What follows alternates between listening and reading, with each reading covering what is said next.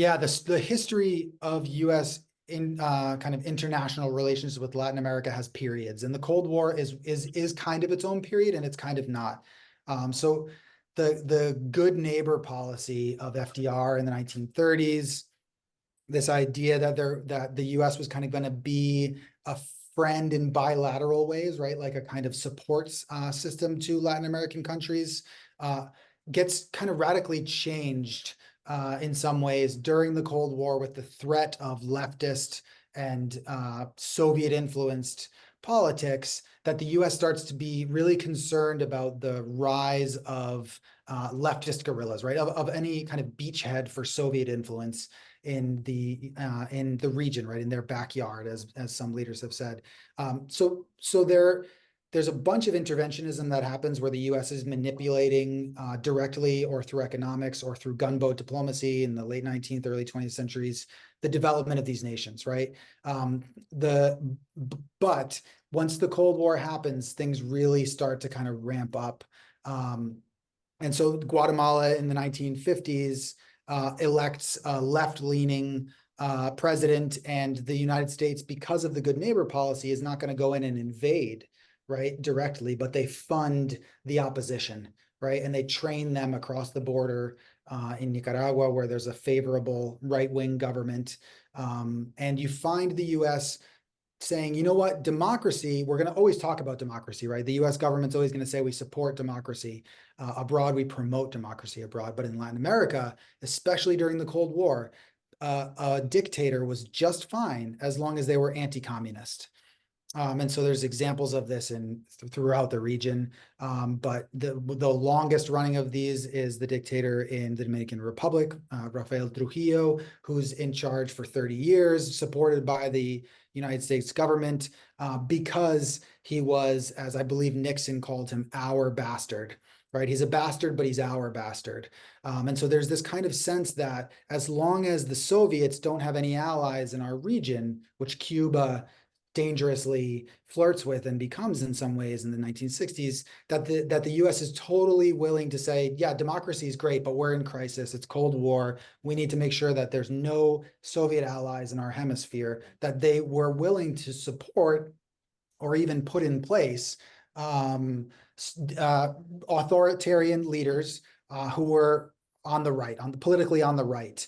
And so there's a lot of really good scholarship in the last 20 years that pushes back on this idea of the US being this kind of puppet master, that it's not just this kind of conspiracy theory where the CIA is the one pulling the strings. There are people on the ground in Buenos Aires. There are people on the ground in Santiago de Chile, in all of these places where there's been coups that have put in place, or where there's been support for right-wing dictatorships. There are people on the ground who want it also. There's a long history of right-wing political activism in these countries too, right? So it's weird to give agency to people who like supported a right-wing dictatorship, but I think it's important because it's not just the big bad US doing this thing. It's the US taking advantage of its economic and political clout to kind of push things in the direction that they want them to go.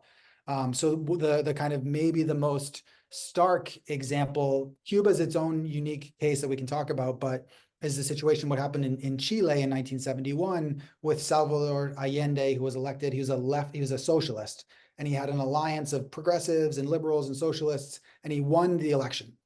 And so he's arguably the first socialist democratically elected in the Americas as president. And that's a problem because it's not Cuba. The US can't say, oh, they're a dictator. He's Fidel Castro's a dictator. They can't say that, right? And so there's very clear evidence of CIA documents of the United States physically implementing not just taxes, but like behind the scenes pressures economically on the Chilean, in this case, economy to make political unrest so unbearable that the person who they did support, who was Augusto Pinochet, would take over in a coup in 1973, which he did. And so there's a kind of the most dramatic, perhaps, example of the United States deciding to actually help upend democracy. And again, this is Washington. This isn't necessarily the U.S. population, right? This is the government in Washington. to put in place a kind of right-wing dictatorship that was pro-free market, that was anti-communist, that ended up imprisoning and disappearing thousands of people over the next 17 years. And that is part of the kind of realpolitik of Cold War Western Hemisphere politics, where the United States did what it believed it had to do, right? The president's in charge, whether it's Nixon, Johnson, whoever, did what they needed to do to maintain complete influence, if not dominance, throughout the hemisphere. And the Cuban Missile Crisis is the kind of one big scare, right? Where Cuba is seen as housing and playing kind of host to Soviet intrigue 90 miles from Florida, right? So there's a lot of examples of U.S. involvement, indirect, covert, mostly covert, because the old gunboat diplomacy of pulling up with your ships outside of the port wasn't acceptable anymore after World War II. It really was almost all kind of CIA. Development banks were really important. So the kind of applying of strings attached to funding. So the USAID might say to Bolivia, hey, Bolivia, you guys have a bunch of lithium mines, or then this time maybe it was copper, and we want the right-wing government to win so that the Soviets don't have a friend here. We're going to give the right-wing government all this money to invest in mining machinery to pull out the copper that you want to sell, but you have to keep this guy in charge. You can't let the socialists take over, right? Or the labor unions take over. So there's a lot of strings attached kind of investment through USAID and other kind of semi-official funding, I guess.